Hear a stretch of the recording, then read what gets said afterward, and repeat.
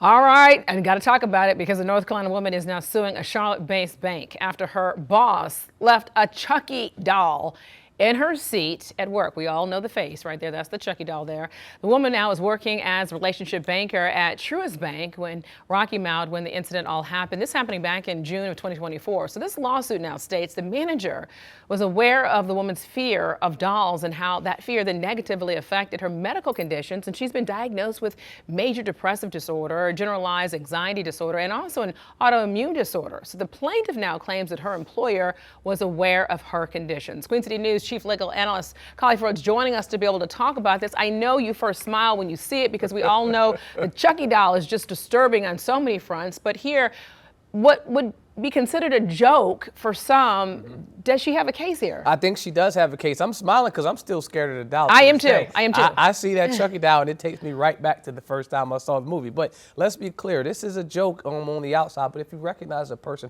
has some type of fear or phobia and you're in a position of power and or authority at the workplace, then that's not a place for jokes because now you subject your employer, Truist in this situation, to a lawsuit. I mean, you have to take a person at face value for what they say. And so if they have some type of diagnosed disorder, if they have some type of true held belief that there is a fear and now you're amplifying that fear, that could be problematic and could lead to this type of thing. But couldn't you argue though, Khalif, that I don't understand the fear of dolls? Because when people say they have a fear level of like, I don't know, loud noises or whatever, so somebody doesn't really understand what that does to them, could you argue that part? You can't argue ignorance or not awareness or any of those things. I mean, if she's saying that I have a documented case where I've informed you of my fear and now you're doing that, but you also have to make a connection to it where it being some type of retaliation. Okay. So it can't be, or some type of, it led to some type of trauma, and she does that. She says that, okay, now I've had to have other treatments and things like that.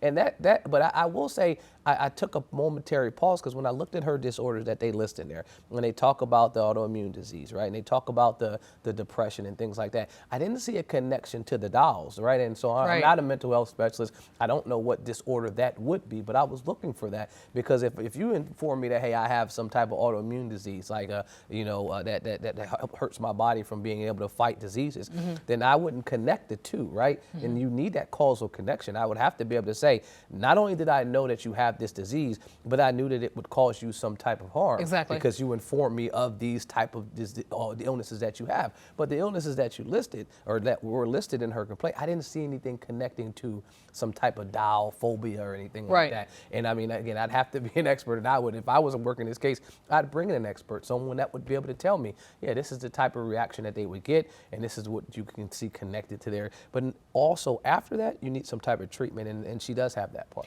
So you're saying she has a case, but also would be difficult to prove? Definitely not an open and shut case. This is not one again. And oftentimes I'm saying when people bring a claim, the employer, the company, the institution wants to settle. In this situation, I think more facts need to be brought out, and you get those facts in discovery during interrogatories, depositions. That's that question and answer portion that you get where your attorney's there to protect you, but you're answering truthfully. During that process, you'd hear more. You hear more about her disorder. You'd hear more about how it made her feel during that time, and you get to gauge the strength of your case. Is this someone that, when I put her on the stand, will she make us look bad as a company? Will she testify well? Does she testify horribly? Like, a lot can come out during that time frame, and during that phase is where we'll figure out, does this case have more feet to it, or is it like the legs getting shorter and shorter? Right now, she's got standing. She has an opportunity to be there. I think it has legs. I'm just not sure how long. All right. As we see that Chucky doll there, still so disturbing. Scared to look. I'm not looking. Collie Ford, thank you so much for your insight. Queen City News Plus. Just search Queen City News on your smart TV's app store.